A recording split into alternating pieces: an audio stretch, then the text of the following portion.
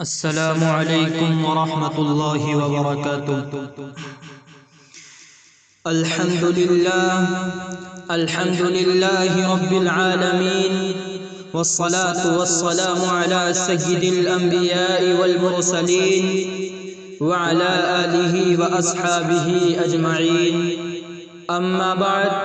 فاعوذ باللہ من الشیطان الرجیم،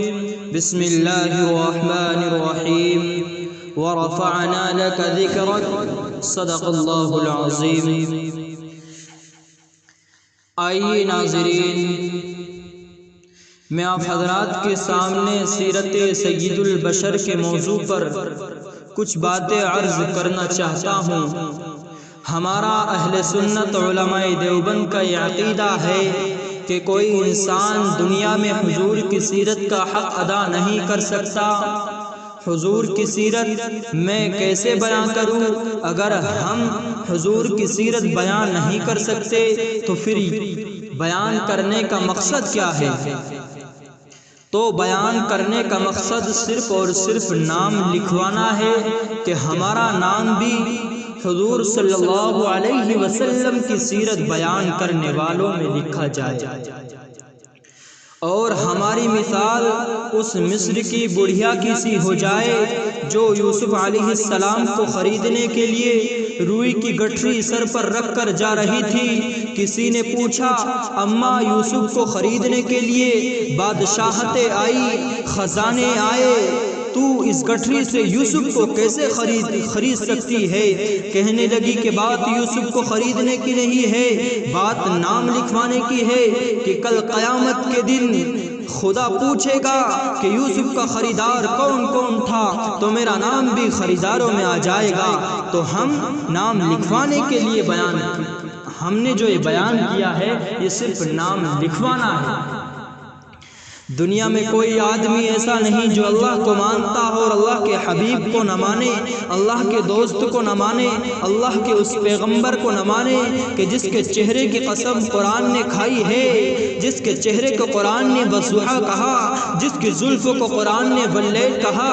جس کے دانتوں کو قرآن نے یاسین کہا، جس کے سینے کو قرآن نے الم نشرح کہا، جس کے اخلاق کو قرآن نے انک لعلی خلق عظیم کہا، جس کی چادر کو یا ایھا المدثر کہا، جس کے کمبل کو یا ایھا المزمل کہا، جس کی آنکھوں کو ما زاغ البصر وما طغى کہا، جس کے آنے کو لقد جاءکم رسول من انفسکم کہا، جس کی رحمت کو وما ارسلناک الا رحمتا للعالمین کہا، جس کی ہماگیری کو وما ارسلناک الا کافۃ للناس کہا، جس کی حیثیت کو بشیر کہا، نذیر کہا، جس کی عظمت کو سراجا منیرا کہا، جس کو کبھی رؤوف کہا، کبھی رحیم کہا، اور یہ بتایا کہ اے پیغمبر تو رحمت للعالمین ہے اور میں رب العالمین ہوں، میرے سوا رب کوئی نہیں اور تیرے سوا رحمت کا تاجدار کوئی نہیں۔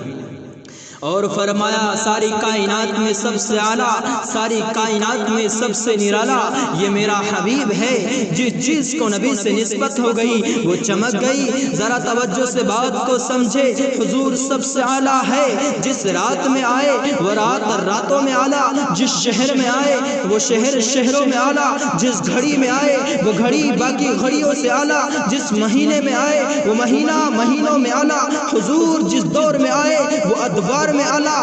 حضور جس خاندان میں آئے وہ خاندان سب سے اعلیٰ، حضور جس بستی میں آئے وہ بستی تمام بستیوں سے اعلیٰ، حضور جس پتھر پر قدم رکھے وہ پتھر سارے پتھروں سے اعلیٰ، حضور جس گلی سے گزرے وہ گلی سب گلیوں سے اعلیٰ۔ آئے ہائے کہ جس کے آنے سے دلوں کو سہارا ملا، جس کے آنے سے عرش کو مرتبہ ملا، جس کے آنے سے فرش کو مرتبہ ملا، جس کے آنے سے پتھروں کو مرتبہ ملا، جس کے آنے سے درختوں کو مرتبہ ملا، اس پیغمبر کے قدموں میں جب حضرت صدیق رضی اللہ تعالیٰ عنہ آئے تو سب سے اعلیٰ ہو گئے، فاروق رضی اللہ تعالیٰ عنہ آئے تو سب سے اعلیٰ ہو گئے، عثمان رضی اللہ تعالیٰ عنہ آئے تو سب سے اعلیٰ ہو گئے، علی کے مرتضیٰ آئے تو سب سے اعلیٰ ہو گئے۔ اس محمد کے قدموں میں جب بلال رضی اللہ تعالیٰ عنہ آئے تو کروڑوں ولیوں کے امام بن گئے۔ ارے یہ ہے میرے نبی کی شان۔ میرے دوستو اسی پر بس نہیں بلکہ بیان کرنے والا تو تھک سکتا ہے